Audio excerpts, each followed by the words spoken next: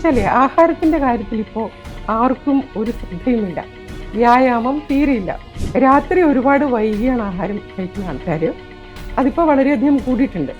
പിന്നെ രാവിലെ വളരെ വൈകി എഴുന്നേൽക്കുന്നു. ഇത് തന്നെ ഏറ്റവും.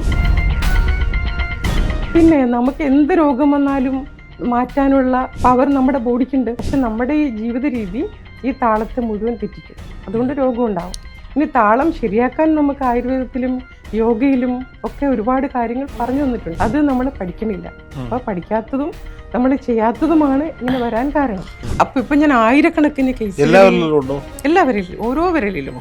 അപ്പോൾ അതിന് ഇൻസെക്ട് സിസ്റ്റം എന്ന് പറയും. ഇത് ഫുൾ കാണുന്നത് സ്റ്റാൻഡേർഡ് സിസ്റ്റം, ഇത് ഇൻസെക്ട് സിസ്റ്റം. അപ്പോൾ ഇതിൽ നിന്നൊക്കെ ഞാൻ മനസ്സിലാക്കുന്നതെന്ന് വെച്ചാൽ നമ്മളെ കാണുന്നൊന്നും അല്ല പ്രപഞ്ചം. പിന്നെ അപ്പുറത്തൊരു സൂക്ഷ്മ പ്രപഞ്ചം ഇവിടെയുണ്ട്, ഇവിടെയുണ്ട്. അബാക് മീഡിയയിൽ ഇന്ന് അതിഥി ഡോക്ടർ അമ്മിണി ഗുരുവായൂരാണ്. ആയുർവേദ ഡോക്ടറും അതുപോലെ തന്നെ റേക്കി ഗ്രാൻഡ് മാസ്റ്ററുമായ ഡോക്ടർ അമ്മിണി ഗുരുവായൂർ. ഡോക്ടർ നമസ്കാരം. ഇതിനു മുമ്പ് അബാക് മീഡിയയിൽ വന്നിട്ടുണ്ട്. അന്ന് നമുക്ക് നേരിട്ട് കാണാൻ പറ്റിയില്ല. രാഹുലുമായിട്ടായിരുന്നു അഭിമുഖം നമ്മൾ എടുത്തത് എന്നുള്ളതാണ്. ഞാനൊരു വീഡിയോ ക്ലിപ്പ് കണ്ടേ. ഈ പ്രശസ്ത സംഗീത സംവിധായകൻ MJ ചന്ദ്രൻ സാർ വേദിയിലേക്ക് വിളിക്കുന്നത്. അപ്പോൾ അതിൽ അദ്ദേഹം പറയുന്നുണ്ട്, ഡോക്ടർ അമ്മിണി ഗുരുവായൂർ ഒരു നല്ല ഗായിക കൂടിയാണത്. അങ്ങനെയാണെങ്കിൽ ഡോക്ടറുടെ ഒരു പാട്ട് കേട്ടുകൊണ്ട് നമുക്ക് ആരംഭിക്കാം. പാടുമായിരുന്നു, പക്ഷെ ഇപ്പോൾ ഡോക്ടറായതിനു ശേഷം ജോലിയിൽ മുഴുകി പാടാനൊന്നും സമയം കിട്ടാറില്ല. എങ്കിലും കുറച്ച് സീരിയസ് കാര്യങ്ങളിലേക്ക് പോകുന്നതിന് മുമ്പ് നമുക്ക് ഐസ് ബ്രേക്കിംഗ് ആവാം. രണ്ടുപേര് പാടാം. മണിവീണ കമ്പിയെ ചുംബിച്ചുണർത്തുന്ന മലരണി കൈവിരൽ പോലെ,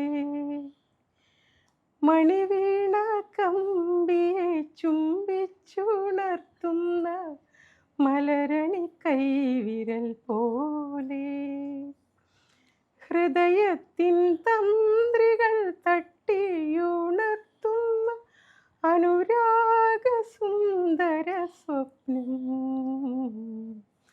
അനുരാഗ സുന്ദര സ്വപ്നം.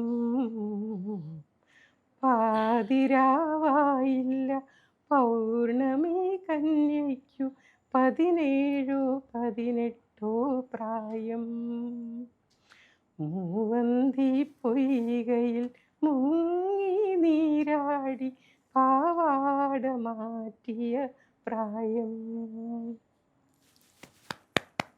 നന്നായിരുന്നു.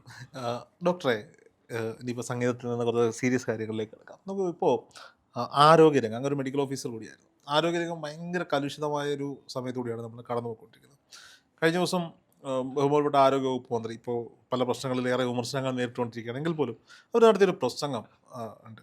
അവർ പറയുന്നത്, ഒരു ആംബുലൻസ് ഡ്രൈവർ എറണാകുളം നഗരത്തിൽ ഒരു രോഗിയെ ഒരു ആശുപത്രിയിൽ എത്തിച്ചാൽ 10,000 രൂപയാണ് കമ്മീഷൻ. തിരുവനന്തപുരത്താണെങ്കിൽ 5,000 രൂപ. ഒരു ദിവസം 50,000 രൂപ വരെ ഇങ്ങനെ ഉണ്ടാക്കുന്ന ആംബുലൻസ് ഡ്രൈവർമാർ നമ്മുടെ നാട്ടിലുണ്ട്. അപ്പം നമുക്ക് പ്രൈവറ്റ് മേഖല ഒരു വലിയ രീതിയിൽ ഇവിടെ ആരോഗ്യ മേഖലയിൽ സജീവമായി നിൽക്കുന്നു. ഒരുപാട് ചെറുകിട ആശുപത്രികളൊക്കെ പൂട്ടിപ്പോയി. കാരണം വമ്പന്മാരെല്ലാ മുക്കിലും മൂലയിലും ഗ്രാമപ്രദേശങ്ങളിലും പിടിമുറുക്കിക്കൊണ്ടിരിക്കുന്നു. എന്നാൽ സർക്കാർ ആശുപത്രിയിലേക്ക് ഒഴുകിയെത്തുന്ന രോഗികളുടെ എണ്ണത്തിൽ യാതൊരു വിധമായ കുറവുമില്ല. ഏത് സർക്കാർ ഭരിച്ചാലും ഇവിടെ ബെഡുകൾ, സംവിധാനങ്ങളൊക്കെ കൂടുതൽ ഒരുക്കിയാലും അതിൻ്റെ 10 മടങ്ങായിട്ട് രോഗികൾ ഒഴുകി വരികയാണ്. ഇപ്പം ചെറിയൊരു മൂക്കിപ്പനി വന്നാൽ പോലും അപ്പോഴേ ആശുപത്രിയിൽ പോടാ എന്ന് പറയുന്നൊരു സംവിധാനമാണ്. ആശുപത്രിയിൽ പോയി ഒരു ഇഞ്ചക്ഷൻ എടുത്താലേ അത് മാറുള്ളൂ എന്നൊരു സംവിധാനമാണ്. എന്താണ് നമ്മുടെ ആരോഗ്യത്തിന്, മനുഷ്യൻ്റെ ആരോഗ്യത്തിനോട് സംഭവിക്കുന്നത്? വിവരം കൂടിപ്പോയതാണോ പണം കൂടിപ്പോയത് കൊണ്ടാണോ എന്ന് മനസ്സിലാവണില്ല. പണം കൂടിയത് കൊണ്ടാണെങ്കിൽ സർക്കാർ ആശുപത്രിയിൽ എത്ര തിരക്ക് വരണ്ട. അപ്പോൾ വിവരം കൂടിപ്പോയത് കൊണ്ടാവും. എന്ന് വെച്ചാൽ ആഹാരത്തിന്റെ കാര്യത്തിൽ ഇപ്പോൾ ആർക്കും ഒരു ശ്രദ്ധയുമില്ല. വ്യായാമം തീരെയില്ല. അപ്പോൾ വ്യായാമമില്ല. പിന്നെ രാത്രി ഒരുപാട് വൈകിയാണ് ആഹാരം കഴിക്കുന്ന ആൾക്കാർ. അതിപ്പോൾ വളരെയധികം കൂടിയിട്ടുണ്ട്. പിന്നെ രാവിലെ വളരെ വൈകി എഴുന്നേൽക്കുന്നു. ഇത് തന്നെ ഏറ്റവും നമുക്ക് ആരോഗ്യത്തിന് ഹാനികരം. അപ്പോൾ ആഹാര രീതി ശരിയാക്കണം, ജീവിത രീതി ശരിയാക്കണം, വ്യായാമം ചെയ്യണം. വ്യായാമം, ഉറക്കം, ആഹാരം, ഇത് മൂന്നും ശ്രദ്ധിച്ചാൽ മാത്രമേ നമുക്ക് ആരോഗ്യം ഉണ്ടാവുകയുള്ളൂ. പിന്നെ നമുക്ക് എന്ത് രോഗം വന്നാലും മാറ്റാനുള്ള പവർ നമ്മുടെ ബോഡിക്കുണ്ട്. ഇമ്മ്യൂണിറ്റി പവർ ഉണ്ട്. നമ്മൾ അത്രയും സമ്പൂർണ്ണമാണ് നമ്മുടെ ശരീരം. ഈ മനുഷ്യ ശരീരം രോഗം വരാതിരിക്കാൻ സൂക്ഷിക്കുക, അതിന് വന്നാൽ തന്നെ അതിനെ മാറ്റാനുള്ള ആ ഒരു സിസ്റ്റം ഉണ്ട്, ലിംഫാറ്റിക് സിസ്റ്റം ഉണ്ടല്ലോ. എല്ലാ സിസ്റ്റത്തിനോടൊപ്പം തന്നെ circulatory system, excretory system, digestive system, nerve system, ഇതിനിപ്പോൾ തന്നെ ഒരു ലിംഫാറ്റിക് സിസ്റ്റം ഉണ്ട്. അത് നമ്മുടെ ബോഡിയെ പരിഹരിക്കാനാണ്. അപ്പോൾ അതിനെ പരിഹരിക്കാൻ സമയം കൊടുക്കാതിരുന്നാൽ എന്ത് പറ്റും? അതിനെ പ്രവർത്തിപ്പിക്കാൻ നമ്മൾ അനുവദിക്കാതിരുന്നാൽ എന്ത് പറ്റും? അപ്പോൾ നമ്മൾ അതിനെക്കുറിച്ചാണ് നമ്മൾ അറിയേണ്ടത്. നമ്മുടെ ബോഡിയിലെ ഒരു എനർജി സർക്കുലേറ്ററി സിസ്റ്റം എന്ന് നമ്മൾ പറയണില്ല. ബ്രെയിനും ഹാർട്ടും നെർവ് സിസ്റ്റവും എല്ലാം ഉൾപ്പെടുന്ന ഒരു എനർജി സർക്കുലേറ്ററി സിസ്റ്റം ഉണ്ട്. ഇത് നമ്മൾ അറിയാത്തതാണ് അതിലും ഏറ്റവും കുഴപ്പം. കാരണം നമ്മുടെ ബോഡിയിൽ ഉള്ള ആ ഒരു എനർജിയുടെ ഒരു താളാത്മകതയുണ്ടല്ലോ, അത് നമ്മൾ നിർത്തിയാൽ മതി. ഹൃദയത്തിനൊരു താളം ഉണ്ട്, നമ്മുടെ ചിന്തകൾക്കൊരു താളം, നടപ്പിനൊരു താളം, എല്ലാത്തിനും താളമുണ്ട്. ആ താളം നമ്മൾ സൂക്ഷിക്കണം. പക്ഷെ നമ്മുടെ ഈ ജീവിത രീതി ഈ താളത്തെ മുഴുവൻ തെറ്റിക്കും. അതുകൊണ്ട് രോഗം ഉണ്ടാവും. ഇനി താളം ശരിയാക്കാൻ നമുക്ക് ആയുർവേദത്തിലും യോഗയിലും ഒക്കെ ഒരുപാട് കാര്യങ്ങൾ പറഞ്ഞു വെച്ചിട്ടുണ്ട്. അത് നമ്മൾ പഠിക്കണില്ല. അപ്പോൾ പഠിക്കാത്തതും നമ്മൾ ചെയ്യാത്തതുമാണ് ഇങ്ങനെ വരാൻ കാരണം. എനിക്ക് സുജോക്ക് എന്നൊരു ട്രീറ്റ്മെൻ്റ് ഉണ്ട്. അത് കൊറിയനാണ്.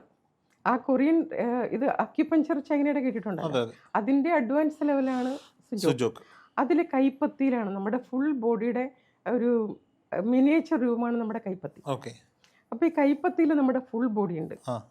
അപ്പോൾ ഇത് ഹെഡ്, ഇത് രണ്ടും കാല്, ഇത് രണ്ടും കയ്യ്, അങ്ങനെ വരും. ഇത് രണ്ടും കാണിച്ചില്ല, ഇത് രണ്ടും കയ്യ്. അപ്പോൾ ഇതിനെല്ലാം നമ്മുടെ കംപ്ലീറ്റ് ഹാർട്ടൊക്കെ ഇവിടെയാ. ഇവിടെ നമ്മൾ CPR ഇവിടെ കൊടുക്കുന്നതിന് വരെ ഇവിടെ കൊടുത്താൽ മതി. അത് വിദേശത്തൊരു ഡോക്ടർ സ്വന്തം വൈഫിന് ഹാർട്ട് അറ്റാക്ക് വന്നപ്പോൾ CPR ഇവിടെയാണ് കൊടുത്തത്, രക്ഷപ്പെട്ടു. അപ്പം അങ്ങനെ നമുക്ക് ഈ കൊറിയൻ ട്രീറ്റ്മെന്റിൽ ഒരുപാട് ടൂൾസ് ഉണ്ട്, ഒരുപാട് മെത്തേഡ്സ് ഉണ്ട്. ഇവിടെ പ്രസ് ചെയ്യുമ്പോൾ ഹൃദയത്തിൽ എന്തെങ്കിലും കിട്ടുമോ? കിട്ടും, വെറുതെ ഇരിക്കുമ്പോഴും പ്രസ് ചെയ്യണ്ട, അല്ലാത്തപ്പോൾ.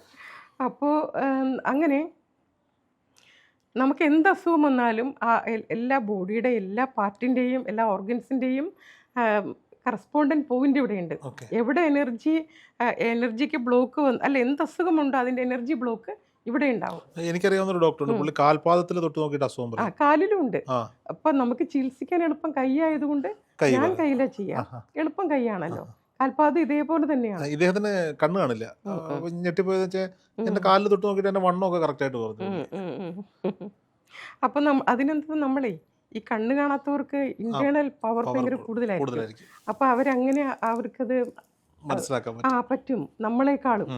അപ്പൊ നമുക്ക് ഇങ്ങനെ നോക്കി കണ്ട് അതാണല്ലോ ശീലം. അപ്പൊ അവരുടെ ഒരു തേടയൊക്കെ അവർക്ക് ഭയങ്കര പ്രവർത്തനക്ഷമായിരിക്കും. അപ്പൊ ഇങ്ങനെ കയ്യിൽ ഞാൻ അത്ഭുതപ്പെട്ടു പോയത് ഇത് പഠിച്ച് ഞാൻ ചെയ്തു കഴിഞ്ഞപ്പോഴാണ്. നമുക്കിവിടെ ഞാൻ നേരിട്ട് കണ്ടൊരു കാര്യമാണ്. ഇവിടെ ഒരു പെയിൻ, ഇൻഫ്ലമേഷൻ ഉണ്ട്, നല്ല പെയിൻ ഉണ്ട്, കൈ അനക്കാൻ വയ്യ. അപ്പോൾ അവർക്ക് ഞാൻ അതിൻ്റെ കറസ്പോണ്ടൻറ്റ് പോയിന്റിൽ ഇവിടെ ഒരു നീഡിൽ കുത്തി മോക്സ എന്ന് പറയും, അതൊരു സിഗാർ പോലെ, കുറച്ച് വണ്ണത്തിലുള്ള സിഗാർ പോലെ. അത് യൂറോപ്പിലൊക്കെ ഉണ്ടാകുന്ന ഒരു തരം ഔഷധ ചെടിയുടെ എല്ലാം ഉണക്കി പൊടിച്ചതാണ്. അപ്പം ഇങ്ങനെ എരിഞ്ഞ് കത്തിയേ ഉള്ളൂ, ഭയങ്കര ചൂടാണ്, അതിനെ പെനിട്രേറ്റ് ചെയ്ത് കയറിപ്പോകും. അപ്പം അത് വെച്ച് ചൂടിങ്ങനെ കൊടുത്തപ്പോൾ അതങ്ങ് അലിഞ്ഞു പോയി ഇല്ലാതാവും, നമുക്ക് കണ്ടു നിൽക്കാൻ പറ്റും ഏതാനും മിനിറ്റ് കൊണ്ട്. അപ്പോൾ അത്രയ്ക്ക് എഫക്റ്റീവാണ് ഈ ട്രീറ്റ്മെൻറ്റ്. ഇപ്പം മുട്ടിനൊക്കെ തേയ്മാനം, അതുപോലെ നട്ടലിന് ഡിസ്ക് പ്രൊലാപ്സ് ആയിട്ട് സയാറ്റിക്ക, അങ്ങനെയുള്ള എല്ലാ കേസിനും, ഇവിടെയുള്ള ഏത് അസുഖത്തിനും, ഞാനിപ്പോൾ എക്സാമ്പിൾ ഇത് പറഞ്ഞതേ ഉള്ളൂ.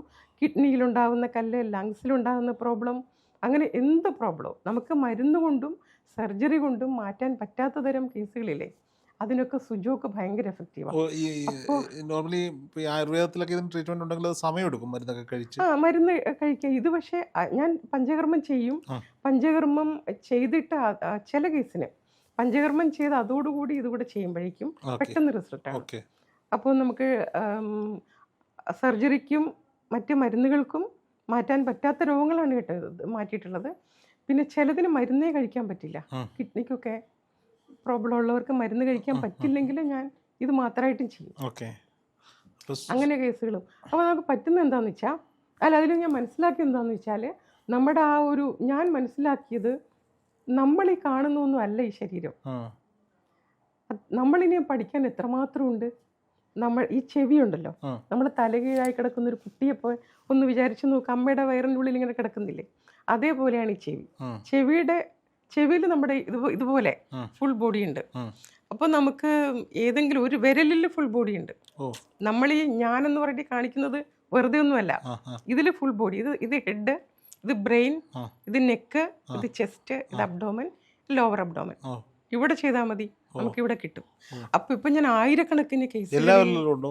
എല്ലാ വിരലിലും, ഓരോ വിരലിലും. ഓക്കെ. അപ്പോൾ അതിന് ഇൻസെക്ട് സിസ്റ്റം എന്ന് പറയും. ഇത് ഫുൾ കാണുന്നത് സ്റ്റാൻഡേർഡ് സിസ്റ്റം, ഇത് ഇൻസെക്ട് സിസ്റ്റം. ഓക്കെ. അപ്പോൾ ഇതിൽ നിന്നൊക്കെ ഞാൻ മനസ്സിലാക്കുന്നതെന്ന് വെച്ചാൽ നമ്മളെ കാണുന്നൊന്നും അല്ല പ്രപഞ്ചം, പിന്നെ അപ്പുറത്തെ ഒരു സൂക്ഷ്മ പ്രപഞ്ചം ഇവിടെയുണ്ട്, ഇവിടെയുണ്ട്. ഓക്കെ. അപ്പോൾ നമ്മളത് തിരിച്ചറിയണില്ല. ഇപ്പോൾ ചികിത്സാ സമ്പ്രദായം നമുക്കറിയുന്ന അലോപ്പതി, ആയുർവേദ, ഹോമിയോ, ഇപ്പോൾ സാധാരണ ഇവിടെ ഉള്ളത്. ഇത് മാത്രമല്ല, ലോകത്തങ്ങനെ പലതും ഉണ്ട്. ഇപ്പോൾ ചൈന അവരുടെ അക്യുപഞ്ചർ അവരുടെ സ്പെഷ്യൽ ട്രീറ്റ്മെൻ്റ് ആണല്ലോ, അവരത് ഉപയോഗിക്കും. അവരുടെ നാടൻ ഔഷധങ്ങളെല്ലാം അവർ ഉപയോഗിക്കും. നമ്മുടെ ഇവിടെ ഭാരതത്തിൽ ആയുർവേദം നമ്മുടെയാണ്, പക്ഷേ പുച്ഛാണ് ആയുർവേദത്തോട് ഇപ്പോഴും. അങ്ങനെ ഉള്ളവരുണ്ട്, എല്ലാവരും അങ്ങനെയല്ല, അങ്ങനെയുള്ളവർ ഇപ്പോഴും ഉണ്ട്. യുക്തിവാദികളെല്ലാം പറയുന്ന ആയുർവേദം ശാസ്ത്രീയമല്ല, ഇത് ഏത് സ്റ്റാൻഡർഡൈസേഷൻ വെച്ചിട്ടാണ് നോക്കുന്നത്? അത് ഒറ്റ സിസ്റ്റമേ ഉള്ള ഇതിനെ അസസ് ചെയ്യാൻ അല്ലല്ലോ. ഇതിന്റെ ഗുണം മനസ്സിലാക്കിക്കൊണ്ട് വിദേശീയരായ ഒരുപാട് പേരും കൊണ്ട് തിരക്ക് ഉണ്ട്. വരുന്നുണ്ട്. ഇപ്പൊ യോഗശാസ്ത്രം തന്നെ വിദേശത്തല്ലേ കൂടുതലും. അതെ. ഒരു ദി ചക്രാസ് എന്ന് പറഞ്ഞൊരു ബുക്ക് ഇംഗ്ലീഷിലാണ് അവർ എഴുതിയിട്ടുള്ളത്. ഏറ്റവും നല്ല ബുക്ക് നമുക്ക് കിട്ടാനുള്ളത് ഇംഗ്ലീഷുകാർ എഴുതിയൊരു ബുക്കാണ്, നമ്മുടെ ഇവിടെ എഴുതിയവർ അല്ല. അപ്പം അത്രയും അവർ ഇപ്പോൾ ഇനി സുജോക്കിൽ ഞാൻ പഠിച്ചപ്പോൾ കുറേ ഡിഗ്രി ഉണ്ട് ഇതിന് പഠിക്കാൻ. ഞാൻ പഠിച്ചപ്പോൾ അത്ഭുതപ്പെട്ടു പോയ വേറൊരു കാര്യമുണ്ട്. നമ്മുടെ തന്ത്രശാസ്ത്രം പഠിച്ചിട്ട് ഇതിനകത്ത് അത് അപ്ലൈ ചെയ്തിരിക്കുന്നു. അതായത് 10 തത്വങ്ങൾ. ആയുർവേദത്തിലെ നവദ്രവ്യങ്ങൾ എന്ന് പറയുന്നത് പഞ്ചഭൂതങ്ങളും പൃഥ്വി, തേജോ, വായു, ആകാശം, കാലം, ദിക്ക്, മനസ്സ്, ആത്മാവ്, ഇങ്ങനെ ഇത് 9 നവദ്രവ്യങ്ങൾ. അതും പിന്നെ പ്രപഞ്ചം കൂടെ ചേർത്തിട്ട് 10 ദ്രവ്യങ്ങൾ. അത് ഈ 10 വിരലിലുണ്ട്. ഇനി ഇതിന് കളറും ഉണ്ട്. ഇപ്പം നമ്മുടെ 7 ചക്രാസിന് വിബ്ജിയോർ ആണല്ലോ, വിബ്ജിയോർ ആണ്. അതേ വിബ്ജിയോറും പിന്നെ മനസ്സിന് പിങ്ക്, ആത്മാവിന് വൈറ്റ്, പ്രപഞ്ചത്തിന് ബ്ലാക്ക്, ഇങ്ങനെ 10 കളർ കൊടുത്തിരിക്കുന്നു. പിന്നെ 7 ചക്രാസ് ഫുൾ ബോഡി ഇവിടെ ഉണ്ടെങ്കിൽ ഈ 7 ചക്രാസ് ഇവിടെ മൂലാധാരം, ഇവിടെ സഹസ്രാരം, ഇപ്പം 7 ചക്രാസ് ഇവിടെ ഉണ്ട്. അപ്പം അങ്ങനെ ചക്ര മാഗ്നറ്റ് ഒട്ടിക്കും. നമ്മൾ ചക്രാസിനെ പവർഫുൾ ആക്കാൻ നമ്മൾ ബീജമന്ത്രങ്ങൾ കൊണ്ടും, ഇപ്പോൾ റെക്കിയിൽ അതിനുള്ള സാധനമുണ്ട്, അതുകൊണ്ട് നമ്മൾ പവർഫുൾ ആക്കുന്നെങ്കിൽ ഈ ചക്രാസ് ഇവിടെ ഒട്ടിക്കുമ്പോൾ 7 ചക്രാസും പവർഫുൾ ആകും. അതിന് ചക്ര മാഗ്നറ്റ് ആണ്, നെഗറ്റീവ് ആൻഡ് പോസിറ്റീവ് പോലുള്ള ചക്രമാണ്. അപ്പോൾ അത് അവരുപയോഗിക്കുന്നു. അപ്പം നമ്മുടെ തന്ത്രശാസ്ത്രം അവർ പഠിച്ചിട്ട് ഇവിടെ ഭയങ്കര പൈസയാണ് അതിന്. ഒരു ദിവസത്തെ ക്ലാസ്സിന് 8, 9, 10 ഒക്കെയാണ് വാങ്ങുന്നത്. ഈ സുജോക്കിലും റേക്കിയിലും തന്ത്രം ഉപയോഗിക്കുന്നുണ്ടോ? റേക്കി തന്ത്രശാസ്ത്രമാണ്, കംപ്ലീറ്റ്ലി തന്ത്രശാസ്ത്രമാണ്. അതെ. പക്ഷേ ഈ റേക്കി വിദേശത്തു നിന്ന് വന്നതല്ലേ? ജപ്പാനിലെ മിക്കാവു സുയി ആണ് ഇതിനെ പുനരാവിഷ്കരിച്ചത്. ഇത് ഇന്ത്യൻ കൾച്ചർ ആണെന്നാണോ പറയുന്നത്? തീർച്ചയായിട്ടും. അത് പഠിച്ചപ്പോഴല്ലേ മനസ്സിലായി. അപ്പൊ ഈ വാക്ക് കേൾക്കുമ്പോൾ നമ്മൾ വിചാരിക്കും വേറെ ഏതോ ഭാഷ, ജാപ്പനീസ് അങ്ങനെ വിചാരിക്കും. പക്ഷെ അത് പഠിച്ചു കഴിയുമ്പോൾ പഠിച്ചാൽ പോരാ, തന്ത്രശാസ്ത്രത്തെ കുറിച്ചുകൂടെ അറിയണം. തന്ത്രശാസ്ത്രം അറിയാതെ ഇത് തന്ത്രമാണെന്ന് നമുക്ക് മനസ്സിലാവില്ല. അപ്പോൾ എനിക്കത് മനസ്സിലാവാൻ കാര്യം, അതിന് മുമ്പ് ഞാൻ തന്ത്രം പഠിച്ചയാളല്ല, പക്ഷെ യോഗ പഠിച്ചിട്ടുണ്ട്. ആയുർവേദത്തിനോടൊപ്പം നമ്മുടെ സബ്ജക്റ്റ് യോഗയാണ്. അപ്പൊ അതിലും നമ്മൾക്ക് കുറെ കാര്യങ്ങൾ കിട്ടുന്നുണ്ട്. നമ്മൾ പല സിംബൽസ് ഉപയോഗിക്കുമല്ലോ. ഉണ്ട്. സിംബൽ അല്ല, അത് യന്ത്രമാണ്. അപ്പം നമ്മൾ പൊതുവെ ഇപ്പം സിംബൽ എന്ന് പറയുന്നു, അതുകൊണ്ട് ആൾക്കാർക്ക് കേൾക്കുമ്പോൾ ഇതും വിദേശിയാണെന്ന് തോന്നുന്നു. പക്ഷേ സിംബലല്ല, യന്ത്രം ആണ്. അത് വിദേശികൾ പഠിക്കുന്നത് കൊണ്ടും പഠിപ്പിക്കുന്നത് കൊണ്ടും വിദേശത്തുനിന്ന് അത് ഉത്ഭവിച്ച് ഇങ്ങോട്ട് വന്നതുകൊണ്ടും അവർ സിംബൽ എന്ന് പറയും. പക്ഷെ നമ്മൾ ഭാരതീയരെങ്കിലും യന്ത്രം എന്ന് പറയണ്ടേ? നമ്മൾ മലയാളികള് പൊതുവെ നമ്മൾ പറഞ്ഞ കേൾക്കൂല. ഇത് ഇവിടുന്ന് പോയി ഇംഗ്ലീഷുകാർ കൊണ്ടുവന്ന് ഇത് ഭയങ്കര സംഭവമാണ്. ഈ ചിലപ്പോൾ കണ്ടിട്ടുണ്ട്, നമ്മുടെ നാട്ടില് ജീവിക്കുന്ന സമയത്ത് ചക്കയും മാങ്ങയും തേങ്ങയും ഒന്നും വേണ്ട, ചക്കക്കുരു ഒന്നും വേണ്ട. ബ്രിട്ടനിലോ പിന്നെ ഗൾഫ് രാജ്യങ്ങളിലോ അവിടെ ചെന്നിട്ട് ഈ സാധനം മറ്റേ ലുലു മാളിൽ കൊണ്ടുവന്ന് എത്ര രൂപയ്ക്ക് വിറ്റാലും മേടിച്ച് ഉപയോഗിക്കാൻ, നൊസ്റ്റാൾജിയ എന്ന് പറഞ്ഞ് മേടിച്ച് ഉപയോഗിക്കുന്ന മലയാളികളെ നമ്മൾ കണ്ടിട്ടുണ്ട് എന്ന് പറയുന്ന പോലെയാണ്. അപ്പം ഇതിന് പുതിയ അറിവാണ് ഈ റെയ്ക്കിക്കും ഭാരതവുമായിട്ടുള്ള ഒരു കണക്ഷൻ. അപ്പം ഞാൻ ഒരു മാസ്റ്റർ ഒരിടത്ത് ക്ലാസ് ഇപ്പോഴല്ല, 2004 ഞാൻ 2002 റെയ്ക്കി ദീക്ഷ എടുക്കുന്നത്. അപ്പം 2004 തലശ്ശേരിയിൽ ഞാൻ പയ്യന്നൂരിൽ നിന്നാണ് പഠിച്ചത്. അന്ന് കണ്ണൂർ ജോലി കിട്ടി അവിടെ ചെന്ന സമയം അപ്പോൾ തലശ്ശേരിയിൽ ഒരു ക്ലാസ് ഉണ്ടായിരുന്നു. അദ്ദേഹം വലിയൊരു യോഗ മാസ്റ്ററൊക്കെയാണ്. സത്യാനന്ദ സരസ്വതിയുടെ യോഗ പഠിച്ച അങ്ങനെ ഒരു ഫൗണ്ടേഷനൊക്കെ ഉണ്ടാക്കിയിട്ടുണ്ട് കോഴിക്കോട്. അപ്പോൾ അദ്ദേഹം വലിയൊരാളാണ്. പക്ഷെ അദ്ദേഹം ഇതിനെ ഞാൻ ആ ക്ലാസ്സിലുണ്ട്. അപ്പം ഞാൻ റേക്കി പഠിച്ച് 3rd ഡിഗ്രിയും കഴിഞ്ഞ് പ്രാക്ടീസൊക്കെ ചെയ്യുന്ന സമയമാണിത്. 2004 ഇദ്ദേഹം കുറേ ഓഡിയൻസ് ഉണ്ട്. അപ്പോൾ ആ ക്ലാസ്സിൽ അദ്ദേഹം പറയുന്നു ഇത് ജപ്പാൻ ഒറിജിനാണ്, ജപ്പാനാണ് എന്നുള്ള രീതിയിൽ നമ്മളുമായിട്ട് യാതൊരു ബന്ധവും അദ്ദേഹം പറയണേയില്ല. അപ്പോൾ എനിക്കിങ്ങനെ രോഷം വന്നു. ഞാനൊരു ഭയങ്കര നമ്മുടെ നാടിന് ഈ ആയുർവേദം പഠിച്ചത് കൊണ്ടേ നമ്മുടെ നാടിനോട് ഭയങ്കര സ്നേഹമാണ്, സംസ്കൃത ഭാഷയോടും ഒക്കെ ഭയങ്കര ഇഷ്ടമാണ്. അപ്പം ഞാൻ എഴുന്നേറ്റ് നിന്നിട്ട് ഞാൻ പറഞ്ഞു ഒരു കാര്യം പറയാനുണ്ടെന്ന് പറഞ്ഞു. അപ്പം എന്നെ വിളിച്ചു. ഞാൻ അവിടെ ചെന്ന് എനിക്ക് തന്നു. അപ്പം ഞാൻ പറഞ്ഞു ഇത് ഇന്ത്യനാണ്, തന്ത്രം ആണ്, തെളിയിക്കാൻ കുറേ കാര്യങ്ങളൊക്കെ പറഞ്ഞു. അപ്പോൾ അദ്ദേഹം സമ്മതിച്ചു. അദ്ദേഹത്തിന് അറിയാതെയൊന്നുമല്ല. പക്ഷെ നമ്മുടെ ജനങ്ങളോട് പറയുമ്പോൾ ഇത് നമ്മുടെയാണെന്ന് പറയുമ്പോൾ അവർ ഉൾക്കൊള്ളുവോ എന്നുള്ളത് കൊണ്ടാണ് അദ്ദേഹം അത് പറയാതിരുന്നത്. പക്ഷെ ഞാനങ്ങനെ പറയും, അങ്ങനെ പറയൂ.